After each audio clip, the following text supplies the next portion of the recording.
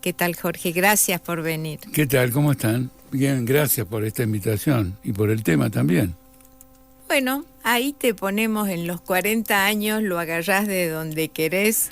Lo voy a agarrar de como lo agarré cuando la dictadura militar entró en una crisis final, en primer lugar con movilizaciones obreras muy importantes, y en particular la última, que fue el 30 de marzo del 82, porque va a precipitar la decisión de Galtieri de ocupar Malvinas, es decir, de hacer una operación internacional de soberanía, después de haber entregado toda la soberanía del país, a ver si revalidaba poder con una dictadura que agonizaba. La democracia en Argentina no tiene bases históricas sólidas, de ninguna manera. Y esto se percibe en cómo se operan los tránsitos de la dictadura a la democracia. Desde 1930, el tránsito tiene la siguiente característica, y avalado por la Corte. El régimen democrático se reconoce como continuidad jurídica del Estado y por lo tanto de la dictadura militar. En el caso de Uriburu, fue una dictadura corta, no tuvo tiempo, digamos, de hacer, no sé, ciertas cosas. Pero la dictadura última fueron 8 años. Cuando Alfonsín llega al gobierno, lo que vamos a tener es un gobierno electo democráticamente con una legislación que no fue votada por nadie. Este es un primer punto. El segundo punto, con una burocracia estatal que rindió obediencia a la violación de la Constitución. En tercer lugar, con una Corte Suprema que en su momento consideró constitucional el golpe, porque de otro modo no hubiera podido seguir actuando como Corte Suprema. El Poder Judicial mantuvo su prerrogativa bajo la dictadura militar, por lo tanto reconoció un hecho de una gravedad fenomenal. Le comento incidentalmente que en una mesa con el doctor Sebastián Casanelo, juez de la Nación, discutimos este tema en el Colegio de Abogados. Al día de hoy, probablemente el 50% de la legislación sigue siendo oriunda de la dictadura. Por ejemplo, siempre cito el mismo ejemplo porque es el que la gente conoce. Si le digo algo extraño, la gente no sabe de qué hablo. La ley bancaria, la ley que rige el funcionamiento de los bancos, no fue votada nunca por ningún congreso ni parlamento, la sacó del bolsillo Martínez de Oz. Por lo tanto, en un sentido estricto, riguroso, no estamos en un régimen democrático. Lo que pasa es que decimos que sí estamos por las libertades. Usted y yo hoy podemos decir lo que queremos y no va a venir nadie a arrestarnos como subversivos. Entonces eso traduce en la opinión pública de que estamos en democracia. Además vamos a votar el 22 de octubre. Pero en profundidad es un injerto a la democracia, en un régimen y en un aparato estatal que no es democrático. Hay un elemento adicional, y es en qué medida las potencias extranjeras intervinieron en la transición. ¿Y de qué modo intervinieron? Mediante el reconocimiento de todos los acuerdos y tratados que las dictaduras militares firmaron en el curso de su gobierno. Uno de ellos es el de la deuda externa. Y acá viene un agravante interesante, porque sobre el final de la dictadura, en una operación inflacionaria de caballo, adrede, él provoca una baja de la tasa de interés de los depositantes, con el propósito de que los depositantes huyan del sistema bancario. Adrede. Para que eso provoque una inflación, se devalúe y entonces, a través de una operación en el mercado de cambios, anula toda la deuda privada, extranjera, que había en la Argentina, estatizándola. Y Alfonsín acepta eso como una herencia. ¿Me explico? En el paquete, indudablemente, venía también una ley de amnistía que propugnaba la Junta Militar y que Alfonsín no la acepta. Pero no la acepta en un acto de preservación de esta transición renga, para usar. ¿Por qué? porque aceptar una autoamnistía en un régimen que hereda esta situación es exponerse a una crítica feroz de la opinión pública, que además venía con un espíritu democrático, ansiedades y expectativas democráticas enormes, y entonces hace este compromiso adjudicándole a la Junta la totalidad del problema, pero por ejemplo no va a juzgar a los jueces que cuando hay un habeas corpus por alguien que estaba desaparecido no lo miraban, que avalaban lo que hacía la dictadura.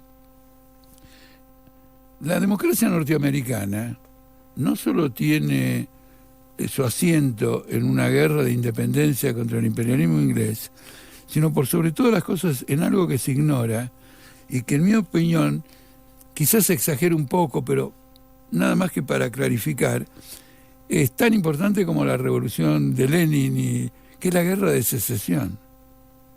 Estados Unidos ha construido una democracia porque bajo la dirección de Abraham Lincoln libró una guerra revolucionaria contra la esclavitud. Yo una vez le mandé una carta al diario La Nación que decía que quería que Argentina tuviera una democracia norteamericana. Como yo me imaginé que el diario La Nación pensaría, no, que yo diría, no, una democracia norteamericana no, porque son los imperialistas, le mandé una carta diciéndole que coincidía. Pero por favor, primero hagamos una guerra revolucionaria contra todos los obstáculos históricos de un régimen democrático y tendremos la democracia norteamericana. Mientras los norteamericanos estaban en una guerra que en la época y hasta el día de hoy tuvo más muertos que las guerras mundiales posteriores. Es muy común que las guerras civiles sean más sanguinarias que las guerras internacionales. Nosotros también teníamos una guerra, la guerra de la Santa Alianza contra Paraguay, que era al revés, era una guerra de la oligarquía contra un pequeño Estado, que no era una democracia, pero que había logrado un proceso de autodeterminación, que había logrado un proceso de industrialización y que los intereses internacionales querían doblegar, y probablemente los intereses bonaerenses. Las provincias argentinas y los estados limítrofes de Brasil, el pueblo todo simpatizó con Paraguay.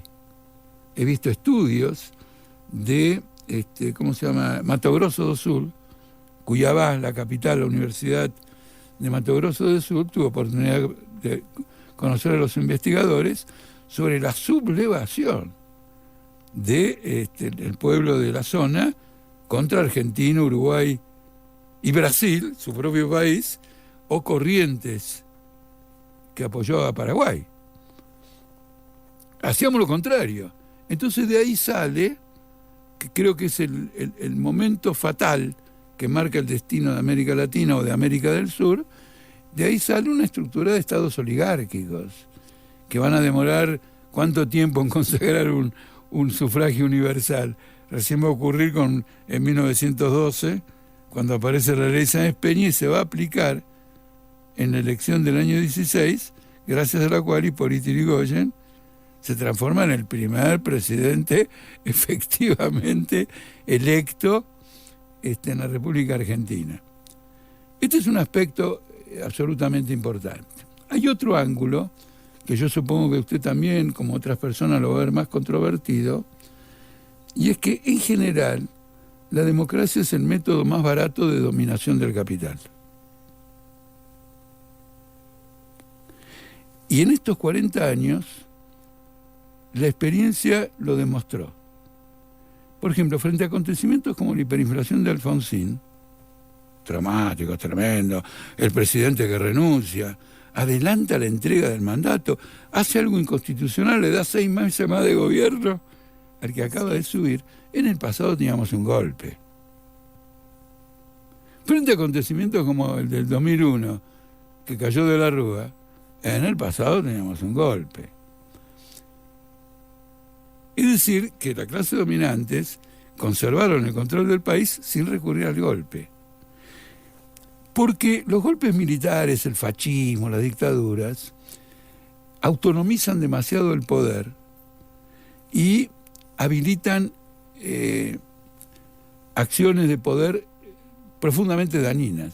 de golpe a Galtieri se le ocurrió ocupar Malvinas, algo que un gobierno democrático hubiera tenido que someter a una discusión pública, etcétera, etcétera, ¿no? Y hundió al país en una crisis severa. El año posterior, inmediatamente después de la derrota, la hiperinflación en Argentina era muy fuerte. Las cosas no valían nada. El peso argentino estaba en la miseria. No es algo que a un capitalista le parezca la forma saludable de capitalismo. Y Estados Unidos en particular, en la lucha contra la Unión Soviética, entendió muy conveniente levantar la bandera de la democracia, porque era un ataque a un régimen que no tenía características democráticas. Entonces le servía para esconder la intención, no de imponer la democracia allí, sino el capitalismo. Detrás del mensaje democrático era, ¿qué es la democracia? La propiedad privada. Se vendió la propiedad privada detrás de un emblema que cualquier persona con un mínimo de criterios ciudadanos le parece correcto que nos gobernemos democráticamente. Entonces Argentina, bajo este sistema democrático, ha entrado en una crisis fenomenal. Lo que nosotros vamos a tener ahora como elección es muy peculiar, porque son 3 personas que buscan un mandato para desatar un golpe de Estado económico cuando asuman el poder. En el marco democrático. Mañana si alguien se queja del tarifazo a la salud, a la educación, no solo luz y gas, desvalorización de salarios, una inflación desbordante y todo lo demás, muchachos, ustedes nos votaron. Mire usted qué perversidad. Es decir, aquello que es supuestamente un instrumento de la soberanía del pueblo es transformado por medio de esta estructura de poder democrático en un recurso contra el propio pueblo. Esta es la gran crítica nuestra. Es decir, naturalmente hemos luchado contra la dictadura, y si ahora cualquiera se hace el loco y quiere destituir un gobierno desde el punto de vista militar, no por una decisión del pueblo y todo lo demás, vamos a estar en contra, como no hemos estado, bueno, en mi vida política personal desde el golpe del 55. No creo, no nos hemos casado con ningún golpe de ninguna característica. Entonces todo esto está en el balance, y está en el balance, por ejemplo, en Brasil. ¿No hubo un golpe en enero pasado de este año, fue? Sí. Sí, de este año. El asalto a los 3 poderes. ¿Quién lo dirigió? Lo dirigió el Estado Mayor de las Fuerzas Armadas, que se ocultó detrás. Conmoción enorme, es una lección interesante, discúlpeme si me tomo un tiempo. La Corte Suprema interviene para defender las instituciones y logra que un ala del ejército se avenga a destituir al Estado Mayor. ¿Qué significa? Que la clase capitalista se da cuenta que es mejor gobernar en democracia para sus fines capitalistas, su ajuste, su reforma laboral antiobrera, que depender de un Bolsonaro que durante la pandemia no vacunó a nadie y le privó de oxígeno al estado de Amazonas. Entonces no podían funcionar los hospitales. No, si tenemos un gobierno democrático puede ocurrir también, pero hay un contrapeso, hay una crítica de la opinión pública, está el Congreso, está esto y lo otro, pero este era un gobierno de tipo militar, era civil, democrático, electo, pero fue la opción de las Fuerzas Armadas a la debacle del gobierno del PT, de Dilma Rousseff, y después lo sucedió el vicepresidente, y después se convocaron elecciones. ¿Y el caso de Bolivia? Bueno, el caso de Bolivia es complejo porque yo entiendo que hubo un golpe contra Evo Morales. No es suficiente que un presidente que convocó a un referéndum y lo perdió, porque quería reelegirse, viole ese referéndum, y por lo tanto es una transgresión fenomenal, para justificar un golpe. Y además para justificar un golpe de una oligarquía que tenía el apoyo de Bolsonaro, porque hay una relación muy estrecha entre Brasil y el estado de Santa Cruz de la Sierra, en Bolivia. Entonces era un tema muy complejo. Naturalmente que nosotros sabemos que violó la Constitución, etcétera, etcétera, pero había un golpe, y un golpe de la derecha. Son las cosas en que, como socialistas, nosotros mostramos la inconsecuencia de ciertos gobiernos populares y al mismo tiempo tenemos la responsabilidad de evitar que caigamos en una situación de represión y todo lo demás. Finalmente usted observe también una cosa, hubo una irregularidad, se nombró a una mujer, Añez, me acuerdo el nombre, pero no me acuerdo el apellido.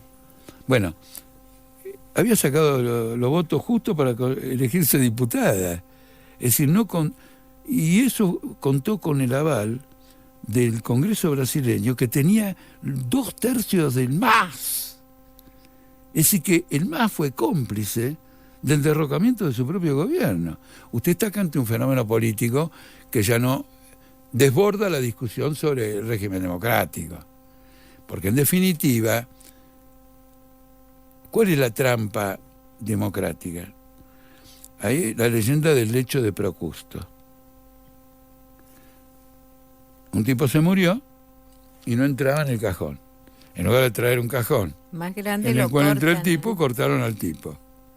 Entonces acá hay una perversidad de los sectores llamados republicanos, Carrió y todo lo demás, dicen, tenemos democracia. Entonces la sociedad tiene que entrar en el cajón de la democracia. Pero mira que la sociedad está explotando por contradicciones sociales, económicas. No se aceptan explotaciones. Acá se sigue cumpliendo. Quiero un país con reglas. Eso es una tontería. Un gobernante, en primer lugar, tiene que apreciar el conjunto de la situación. Ahora vamos a llevar... ¿Por qué murió Argentina? Porque se aplicaron las reglas. 42% de pobreza porque se aplicaron las reglas. ¿Cómo se llama? Indigencia porque se aplicaron las reglas. Una deuda de características impresionantes que no son debidamente informados. Yo siempre denuncio que es 550.000 millones de dólares, pero no, tenemos que cumplir las reglas. Entonces queremos meter, es decir, los niños argentinos se tienen que morir de hambre para cumplir las reglas. No, yo violento las reglas. Hago un cambio constitucional, promuevo una rebelión para que haga ese cambio constitucional y hago entrar a la gobernanza argentina en el cajón de las aspiraciones de los trabajadores de Argentina y no al revés, estrangular esas aspiraciones para meterla en esta regla. Este análisis que usted ve es contradictorio, complejo, está ausente del debate público.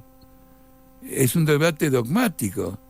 No, la Constitución, artículo 4, 5, 6, 8, 9, los constituyentes que hicieron esto, lo otro. Déjense de pavada, muchachos. Hay una crisis extraordinaria del capitalismo.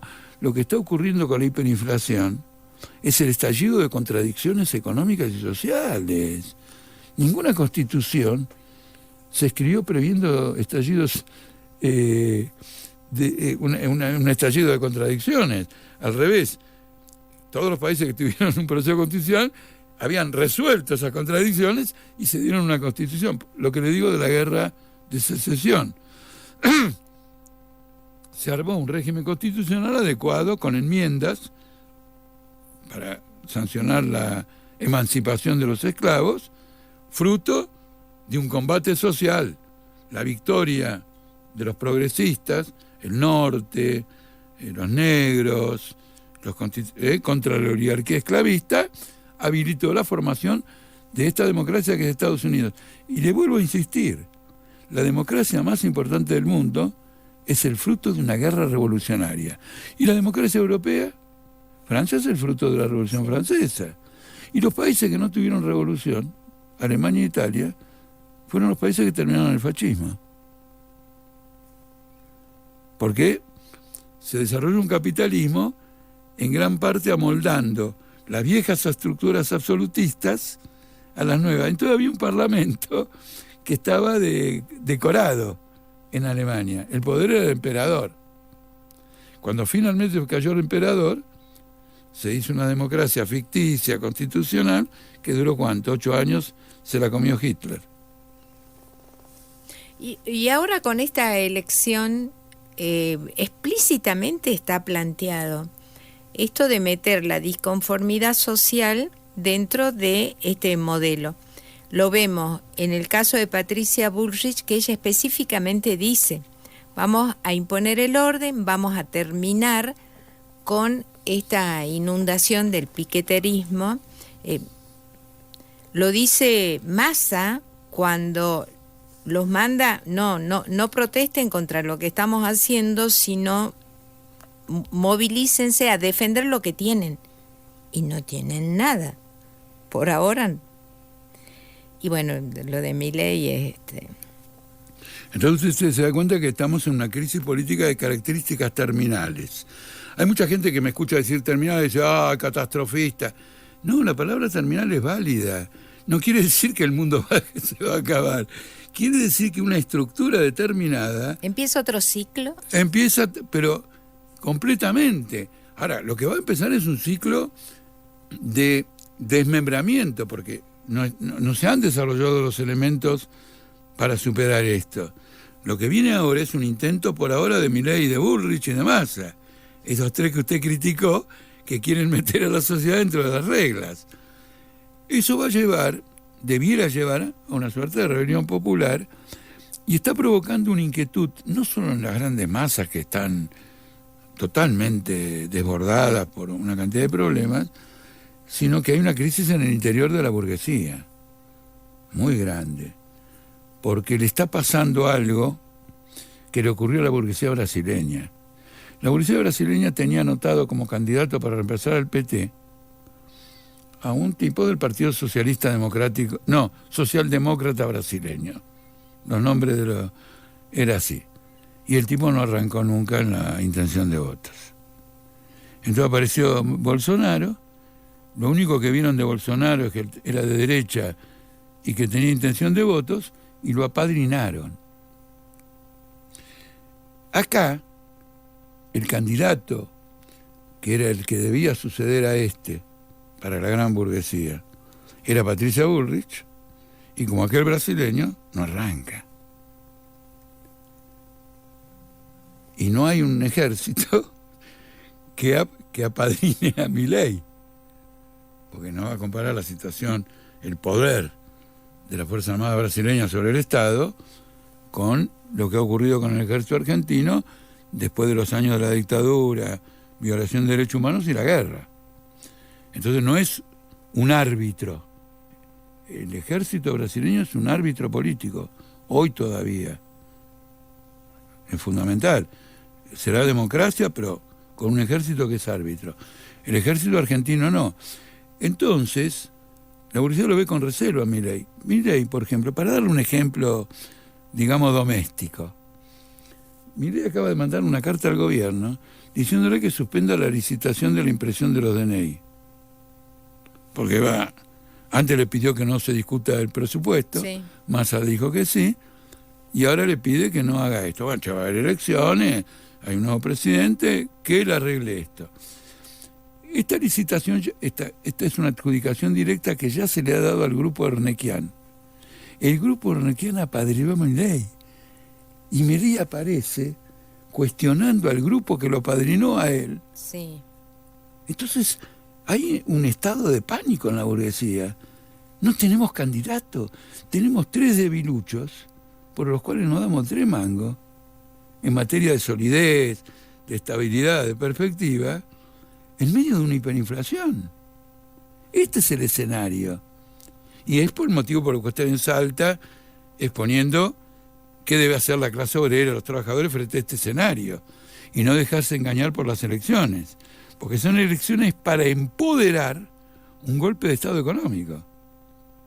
Porque la función de las elecciones y del nuevo presidente es decir cuál es el desenlace de la crisis. Porque la crisis no puede continuar. Tiene que haber un desenlace. Y eso es lo que estos 3 candidatos están llamados a hacer. Ese desenlace negativo para el pueblo. Y nosotros venimos haciendo una propaganda para despertar, para concientizar. Y lo que significa ese cuarto del electorado que no fue a votar y que puede crecer.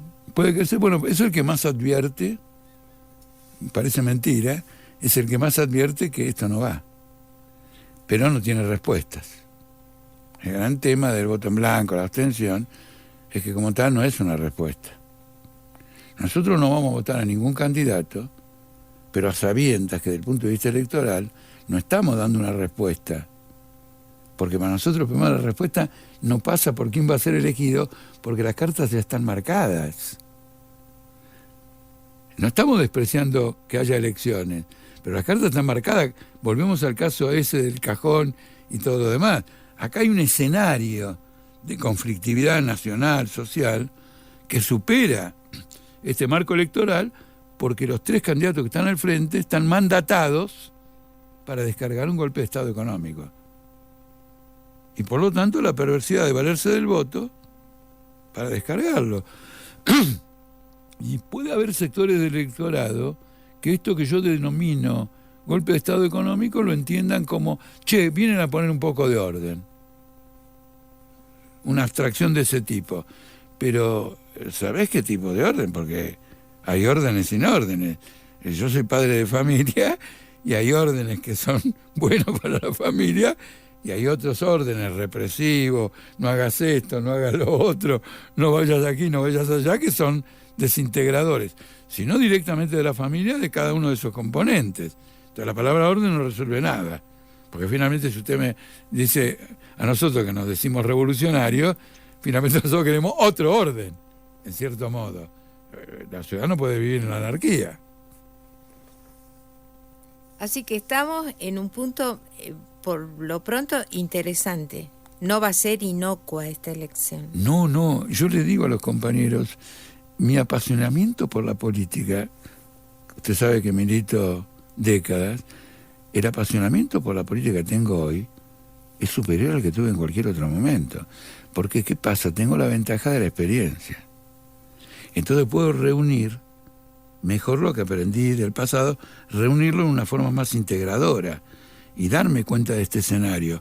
El conjunto de la izquierda no, el conjunto de la izquierda aspira a algún voto que le acreciente o evite que caiga su representación pequeña en el Parlamento. Están detrás de una cosa muy pequeña. La función histórica de la izquierda es orientar a los explotados, oprimidos, etcétera, especialmente en circunstancias históricas. Le comentamos a nuestra audiencia que estamos con Jorge Altamira, referente de Política Obrera. ¿Y qué diría usted? ¿Hay que ir? ¿Hay que abstenerse?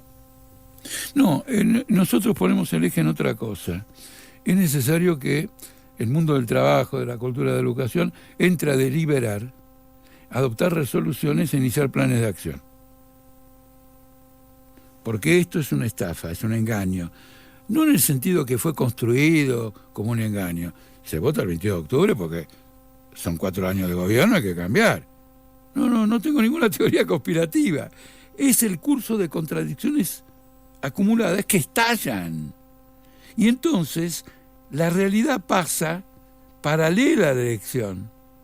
Y hay que desarrollar esa realidad, porque si no llegamos desarmados a diciembre, cuando, mire, voy a decir algo, entre comillas, a favor del que gane, pero entre comillas. El que gane está obligado a hacernos mucho mal, porque si no hace nada, no llega al discurso de la Asamblea Legislativa en marzo. Vamos a tener la presidencia más corta de nuestra historia. ¿Qué quiero decir? Es decir, que ni siquiera sería un tema de que él quiere hacernos mal. Está literalmente obligado porque representa intereses sociales que necesitan poner fin a esta crisis con una política que es profundamente negativa para el pueblo. Y hay otro dato que no sé si es significativo, a mí me parece que sí. Los partidos políticos destruidos no significan nada, no representan nada, no tienen nada. Bueno, forma parte de un escenario muy antiguo. Por ejemplo, lo advirtió Néstor Kirchner y le dio una solución perversa o artificial. Como los partidos, un partido tiene que mantenerse, tiene que ser homogéneo. Y esa homogeneidad debe venir por la coincidencia de ideas y de programas. Como los partidos son simplemente canales de arribismo, porque no tienen más ninguna función histórica positiva, el radicalismo nació, el Partido Socialista Argentino nació en la década del 90 del siglo XIX, respondiendo a una necesidad histórica. Tenían programas, tenían objetivos, Irigoyen ya desarrolló eso, Juan B. Justo y todo lo demás. Una vez que todos se apoderaron de esa decadencia, y lo puso de manifiesto Perón, que gobernó solo, sin necesidad de que haya ningún partido, esos partidos eran canales de ascenso político. Entonces se desintegra en camarillas contra otras. Kirchner dijo, bueno, muy bien, en la elección que él ganó con el 21%, fueron 3 candidatos peronistas de un lado y 3 candidatos radicales por otro. Dijo, esto. Entonces metió las PASO. Es decir, una coerción institucional. Si no podés ser homogéneo por ideas, vas a ser homogéneo porque te obligo. Y en las PASO estalló que no se puede homogeneizar artificialmente. Peleas brutales por ejemplo en el FITU. Se propinaron acusaciones fenomenales, algo que continúa. En los 2 días que estoy en Salta, no veo que el Partido Obrero, el MST, que son las fuerzas principales del FITU aquí, le estén haciendo la campaña electoral a la candidata a presidente, que es una rival interna. Fíjese qué contradicción. No quieren el progreso de su candidata interna. Es simplemente limitado a tal diputado de ellos o el otro. En la pelea entre Bullrich y Larreta, el periodismo le adjudicó como el principal factor de la enorme pérdida de votos que ha tenido, junto con la pérdida de masa. Entonces los partidos políticos están muertos porque el régimen de esos partidos está muerto. Usted tiene en este momento un gobierno del Ministerio de Economía. Y es impresionante como un presidente y una vicepresidenta aceptaron ocupar un puesto honorífico. Es impresionante. Y un congreso que tampoco no se reúne, o raramente se reúne. Ahora hay una pelea con este tema de la ley de alquileres y están tejiendo un compromiso que no va a resolver nada, porque ni los propietarios van a aceptar 3 años, ni los inquilinos van a aceptar ajustes semestrales. Quiero decir, aceptar. Al inquilino le presenta las cosas como son, pero en su salario ya no paga un alquiler, menos si se lo va a ajustar por inflación cada 3 meses o 4 meses como votó diputados, o incluso como 6 meses el Senado. Acá el cambio tiene que ser completo y no arranca de la ley de alquileres, arranca del conjunto de la economía, porque el problema del alquiler tiene que ver con lo que gano. Gano para pagar un alquiler, mandar al chico a la escuela, tomarme unas vacaciones, naturalmente alimentar regularmente a mi familia, y no estoy hablando de tener una casa propia, estoy hablando de un alquiler. Entonces está bien, no me el propietario me cobra esto. Bueno, pero yo gano, y no es una sociedad ideal esto, pero usted encuentra un equilibrio. Ahora, con los salarios estos, no hay ley de alquileres que resuelva nada. Entonces están haciendo una ficción. Es un congreso que funciona para que la gente en algún momento diga, che, están justificando la dieta. No, es una crisis completa. Pero nunca vi ahora, esto la aceptación, de que padres sí, de alumnos de colegios privados hagan un planteo judicial contra los colegios privados. Que es un ámbito así de libertad. Yo elijo aquel colegio. No, los llevan a la justicia por las cuotas que... Esto no se vio. Bueno, pero hay... De nuevo, vamos, mire, el tema este que dijimos, el hecho de Procusto, va lo mismo acá. Usted estableció las reglas de un colegio privado.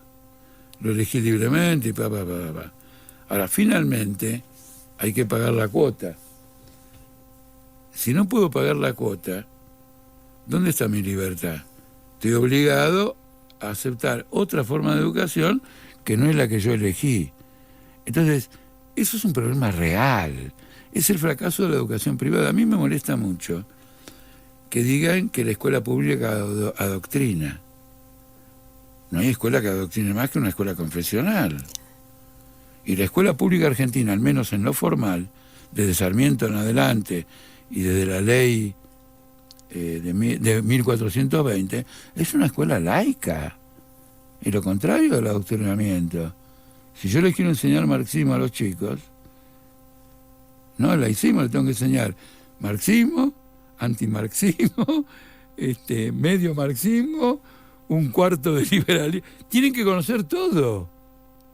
Ahora, le digo, como marxista, yo le hago conocer todo porque eso demuestra la vigencia del marxismo. Pero esto ya es una posición de un marxista.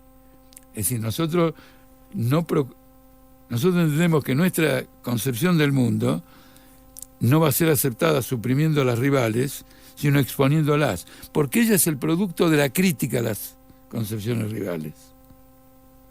Marx hizo una crítica a toda la economía política precedente, y de ahí salió. Recogió los aportes y superó los límites. En síntesis ahora, ¿estamos mal y vamos peor? Bueno, es una forma, digamos, de etiquetarlo. Ahora que todo se etiqueta, usted le pone la cosita negra con etiqueta. Yo le quiero decir lo siguiente, la receptividad de usted para este problema me llama la atención, no por usted, sino en contraste con todo lo que discuto en los medios. Es importante esta receptividad que usted tiene a la crisis, porque abre las cabezas. Este planteamiento que estamos discutiendo acá, este planteamiento no se discute en ningún lado. Yo le he trazado un balance que, si de definitiva lo pudiera desgravar, lo ponemos por escrito, le agregamos 3 o 4 párrafos más y ya tenemos un folleto o un libro. Y eso por la inquietud suya y el diálogo que usted estableció. Es que yo creo que toda la sociedad tiene un nivel de incertidumbre, no la ve ni cuadrada, pero sabe que nada está bien. Bueno, por eso estamos en esta campaña, para despejar esa incertidumbre, señalando la función de esta elección. No es una crítica, tenemos críticas al sistema electoral, pero en este caso no es, con este sistema electoral. No, esta elección, objetivamente, por las circunstancias, la relación de fuerza, la crisis, tiene por propósito empoderar un golpe de Estado económico contra los trabajadores. Porque estamos yendo a la hiperinflación. Alguien tiene que dar una salida. Les comento algo que es irónico. Los economistas dicen hay que ajustar los precios relativos. Entonces, el precio de la luz no corresponde a los costos son mayores. El precio del gas no corresponde a los costos son mayores. El precio de la salud no corresponde a los costos son mayores. Todo eso me gustaría verificarlo estudiando los libros. Hago esa aclaración. Y entonces hay que ajustar todo esto. Pero hay una mercancía que tampoco cubre los costos con el precio. Porque el precio que recibe un obrero llamado salario por su trabajo no cubre el costo de sostener a la familia, que permite que ese obrero se levante todas las mañanas a ir a trabajar al lugar que le paga el salario. Entonces es un conflicto entre dos teorías del precio relativo. La nuestra, del precio relativo de la fuerza de trabajo, y lo demás de la fuerza relativa del precio del capital. ¿Hay una forma más descarnada de presentar una lucha de clases? Solo que de un lado está la mayoría desamparada, relativamente. Y adormecida, incluso. Bueno, pero digo desde el punto de vista social. Y del otro lado, una minoría muy acaudalada. La distribución del ingreso ha cobrado un curso muy regresivo desde Macri en adelante, incluido este gobierno, por supuesto. Bueno, llegamos al final de nuestro tiempo. Estuvimos hoy con Jorge Altamira, gracias por venir. No, le agradezco mucho. Fue una entrevista original, inesperada para mí. No sabía que este era el tema. Me pareció muy interesante que usted lo proponga. Y nosotros ya dejamos paso a la síntesis informativa, Reporte Aries, segunda edición, y nos encontramos el próximo lunes. Así es. Buen fin de semana. Chau, chau.